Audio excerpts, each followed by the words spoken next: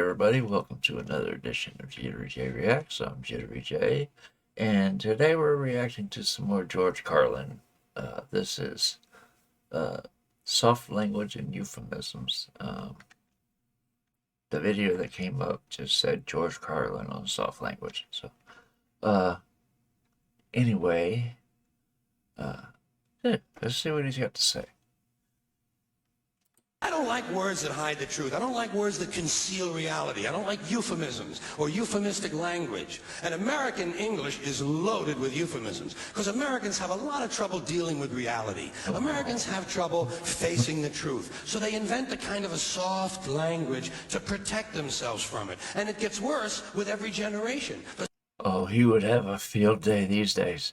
He's got a point, though. It's like the slang that changes almost constantly. It's just like that. There's always a new word for something. Nothing stays what it is anymore. And these days it's just gotten worse and worse. Now they're changing definitions as well. And it's crazy. It's got to stop sometime. But yeah. Let's put that back a few seconds. With reality. Americans have trouble facing the truth. So they invent a kind of a soft language to protect themselves from it. And it gets worse with every generation. For some reason, it just keeps getting worse. I'll give you an example of that. There's a condition in combat. Most people know about it. It's when a fighting person's nervous system has been stressed to its absolute peak and maximum, can't take any more input. The nervous system has either snapped or is about to snap. In the First World War, that condition was called shell shock. Yeah. Simple, honest, direct language. 2 syllables. Shell shock. Almost sounds like the guns themselves. That was 70 years ago. Then a whole generation went. So this would have been in the 90s. Okay. Trying to remember. I was trying to figure out when this was recorded. When this was recorded. By, and the Second World War came along, and the very same combat condition was called battle fatigue. 4 syllables now. Takes a little longer to say. Doesn't seem to hurt as much. Fatigue is a nicer word than shock. Shell shock. Never thought battle of it that fatigue. way. Then we had the war in Korea in 1950. Madison Avenue was riding high by that time. And the very same combat condition was called operational exhaustion. Hey, we're up to 8 syllables now. And the humanity has been squeezed completely out of the phrase. It's totally sterile now. Operational exhaustion. Sounds like something that might happen to your car. Then, of course, came the war in Vietnam, which has only been over for about 16 or 17 years. And thanks to the lies and deceit surrounding that war, I guess it's no surprise that the very same condition was called post-traumatic stress disorder. Still 8 syllables, but we've added a hyphen. And the pain is completely buried under jargon.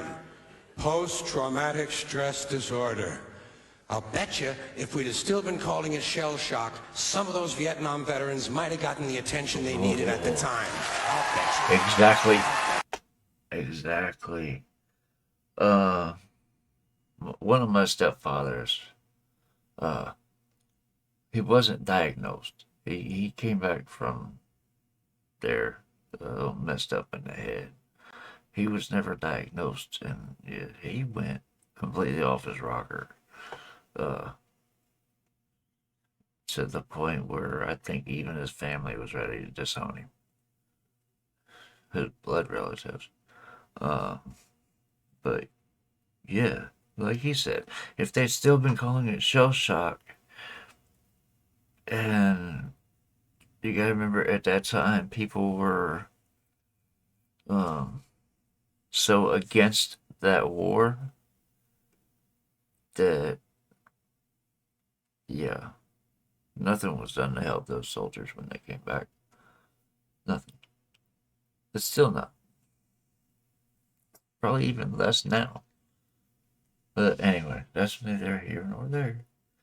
I do remember that when my brother he got shot. He was in Desert Storm throughout the whole thing. Said that he never had to fire his weapon. He came back to the States and got shot. And then they flew him right back to Germany. Even though he was on leave when it happened. They flew him right back to Germany, had him as AWOL. It's crazy. But, yeah. Anyway, that's neither here nor there. Let's get back to this. Vietnam veterans might have gotten the attention they needed at the time. I'll bet you that. I'll bet you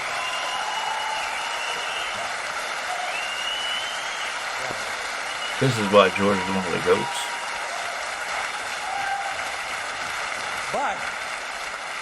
But it didn't happen. And one of the reasons is because we were using that soft language. That language that takes the life out of life. And it is a function of time. It does keep getting worse. Give you another example. Sometime during my life, toilet paper became bathroom tissue. I wasn't notified of this. No one asked me if I agreed with it. It just happened. That all depends on where you're from, too, because here we still call it toilet paper. I don't call it bathroom tissue. It's not a tissue. It's toilet paper. I never realized that was supposed to take over for that. I just thought it was used in different areas. I don't know. Learn something every day. Toilet paper became bathroom tissue. Sneakers became running shoes. False teeth became dental appliances. Medicine became medication. Information became directory assistance. The dump became the landfill. Car crashes became automobile accidents. Partly cloudy became partly sunny. Motels became motor lodges. House trailers became mobile homes. Used cars became previously owned transportation. Room service became guest room dining. Yeah, that's where we just moved. Sorry to pause that, but that's where we just moved from was a mobile home community. It was a trailer park in every sense of the word. There was no mobility about those homes just because they were put there instead of built there. Yeah. Oh. And then the other one that got me was where it said false teeth became dental appliances. And then that switched over to it got shortened to just dentures. I never realized where that word came from until he said that. But, yeah, he makes a lot of good points. Room service became guest room dining, and constipation became occasional irregularity. When I was a little kid, if I got sick, they wanted me to go to the hospital and see the doctor. Now they want me to go to a health maintenance organization. Right? Or a wellness center to consult a healthcare delivery professional. Poor people used to live in slums. Now the economically disadvantaged occupy substandard housing in the inner cities. And they're broke. He's got a point. They're broke. They don't have a negative cash flow position. They're fucking broke. Because a lot of them were fired. You know, fired. Management wanted to curtail redundancies in the human resources area. So many people are no longer viable members of the workforce. Right. Smug, greedy, well-fed white people have invented a language to conceal their sins. It's as simple as that. The CIA doesn't kill anybody anymore. They neutralize people. Or they depopulate the area. The government doesn't lie. It engages in disinformation. Oh. Yeah, we've seen that quite a bit over the last 7-8 years. And then longer than that, too. That's, oh God. It's just been cranked up over the last 7 or 8 years. It's always been around. But, yeah. That struck a nerve real quick. Misinformation. Yeah. Populate the area. The government doesn't lie, it engages in disinformation. Through the The media. Pentagon actually measures nuclear radiation in something they call sunshine units. Israeli murderers are called commandos. Arab commandos are called terrorists. Contra killers are called freedom fighters. Well, if crime fighters fight crime and firefighters fight fire, what do freedom fighters fight? They never mention that part of it to us, do To the they? point. Never mention that part of it. And some of this stuff is just silly. We all know that. Like on the airlines, they say they want a pre-board. Well, what the hell is pre-board? What does that mean? To get on before you get on? They say they're going to pre-board those passengers in need of special assistance. Cripples. Simple, honest, direct language. There's no shame attached to the word cripple that I can find in any dictionary. No shame attached to it. In fact, it's a word used in Bible translations. Jesus healed the cripples. Disability. Doesn't take 7 words to describe that condition. But we don't have any cripples in this country anymore. We have the physically challenged. Is that a grotesque enough evasion for you? How about differently abled? Right. I've heard them call that differently abled. You can't even call these people handicapped anymore. They'll say, we're not handicapped, we're handy-capable. These poor people have been bullshitted by the system into believing that if you change the name of the condition, somehow you'll change the condition. Well, Right. hey, cousin, doesn't happen. Doesn't happen. We have no more deaf people in this country, hearing impaired. No one's blind anymore, partially sighted or visually impaired. We have no more stupid people. Everybody has a learning disorder. Or he's minimally exceptional. How would you like to be told that about your child? He's minimally exceptional. Oh, thank God for that. Psychologists actually have started calling ugly people those with severe appearance deficits. It's getting so bad that any day now I expect to hear a rape victim referred to as an unwilling sperm recipient. Right? Not gonna repeat that one, though, right? It's not crazy anymore. And we have no more old people in this country. No more old people. We shipped them all away, and we brought in these senior citizens. Isn't that a typically American 20th century phrase? Bloodless, lifeless. No pulse in one of them. A senior citizen. But I've accepted that one. I've come to terms with it. I know it's here to stay. We'll never get rid of it. That's what they're going to be called, so I'll relax on that. But the one I do resist, the one I keep resisting, is when they look at an old guy and they'll say, look at him, Dan. He's 90 years young. Imagine the fear of aging that reveals. To not even be able to use the word old to describe someone. To have to use an antonym. And fear of aging is natural, it's universal, isn't it? We all have that. No one wants to get old, no one wants to die, but we do. So we bullshit ourselves. I started bullshitting myself when I got to my 40s. As soon as I was in my 40s, I'd look in the mirror and I'd say, well, I guess I'm getting older. Older sounds a little better than old, doesn't it? Sounds like it might even last a little longer. that just reminded me of I pick on my wife. She says, just getting older. I said, there you go again, adding that word.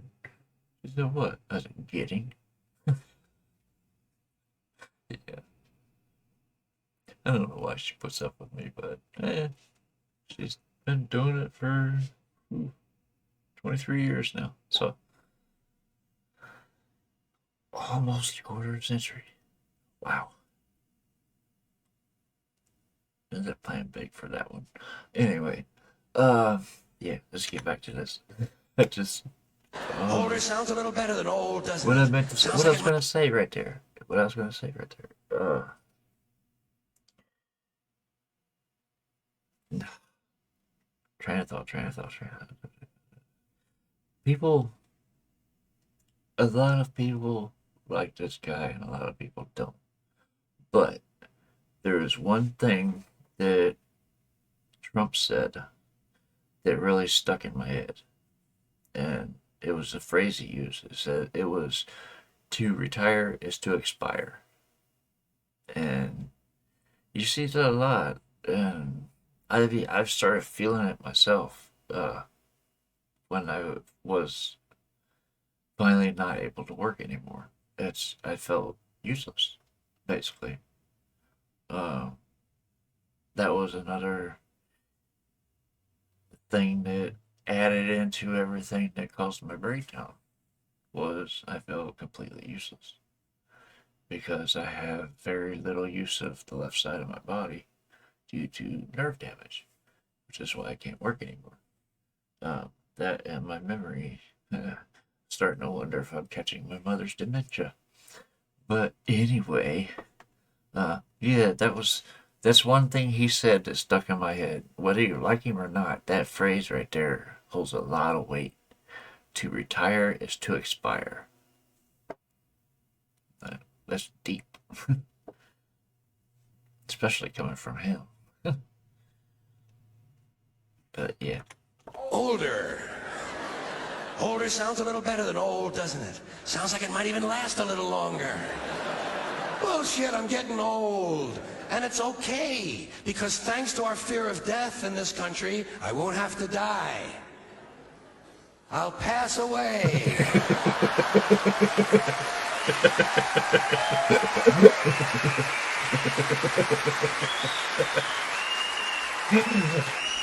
Or I'll expire like a magazine subscription. If it happens in the hospital, they'll call it a terminal episode. Right. The insurance company will refer to it as negative patient care outcome. And if it's the result of malpractice, they'll say it was a therapeutic misadventure. Right. I'm telling you, some of this language makes me want to vomit. Well, maybe not vomit. Makes me want to engage in an involuntary personal protein spill. Thank you all. That's one of the ways to end the video.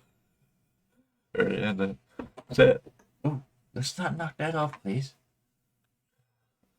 I got so much stuff on my desk and around me that I need to clean up, and my wire management is atrocious. But anyway, this was great. I really enjoyed this. I forgot to say it earlier, so if you would, make sure to go over, and this is not George Carlin. This is someone named Rob, Logan. Doesn't matter. Subscribe, like, anyway, if you find George Carlin's channel, make sure to subscribe and like there, over there. He's not around anymore, but I'm sure his family just really appreciates it. Anyway, that is... Oh, and if you enjoyed watching this with me, hit me with like and subscribe. Let me know in the comments what else you want to see by George or anybody else. And yeah, that's just about going to... Don't tap the notification. It's right there in the scroller. Tap the notification bell for so you get notified when I drop my next video. That's gonna just about do it for this one. It's off to the next one. Have a great day.